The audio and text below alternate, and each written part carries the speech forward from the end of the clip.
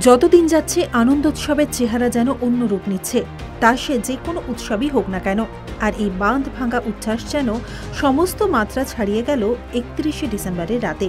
তিলোত্তমা তখন এক অচেনা মহানগরী হয়ে উঠল। শব্দবাজি গানবাজনার দাপটে একটা অংশ যখন ইংরেজি নববর্ষকে স্বাগত জানাতে ব্যস্ত, অন্য একটা অংশের তখন ঘুম উড়েছে রাতের। মাত্রাতিরিক্ত শব্দের নাজেহাল অবস্থা হাসপাতাল বা বাড়িতে থাকা রোগী, বৃদ্ধ মানুষদের, শিশুদের। দূষণ নিয়ন্ত্রণ পর্ষদের পরিসংখ্যান অনুযায়ী রবিবার রাত 12টা নাগাদ নিউ মার্কেট চত্বরে শব্দের পারদ চড়েছিল 76.4 ডেসিবেলে, যা 65 ডেসিবেলের নিচে থাকার কথা। কসবা শিল্পাঞ্চলে রাত 10টা থেকে ভোর 6টা পর্যন্ত শব্দ দূষণের মাত্রা থাকা উচিত 70 ডেসিবেল। রবিবার রাত 12টা নাগাদ সেখানে দূষণের মাত্রা পৌঁছেছিল 87.5 ডেসিবেলে।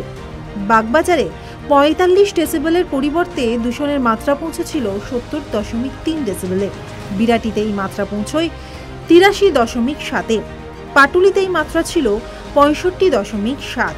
এছাড়া শহরের হাসপাতাল সংলগ্ন এলাকাগুলি হলো সাইলেন্স জোন।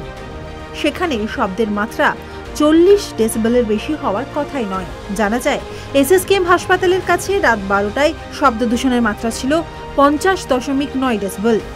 আরজি করে তা 60.8 ডেসিবেলে পৌঁছয়।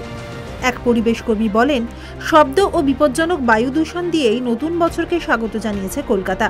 এখন প্রশ্ন উঠছে, আতশবাজি নিষিদ্ধ না হলেও ডিজে এবং শব্দবাজি তো নিষিদ্ধ, তাহলে কেন এমন তাণ্ডবের সাক্ষী থাকতে হলো কলকাতাকে? শব্দ এবং বায়ু দূষণের যে ছবি আমরা দুর্গাপুজোতে দেখেছি দীপাবলিতে, তারই যেন পুনরাবৃত্তি হলো 31শে ডিসেম্বরের রাতে।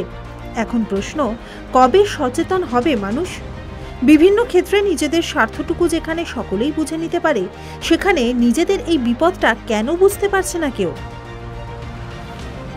Bureau report, Bengal hour.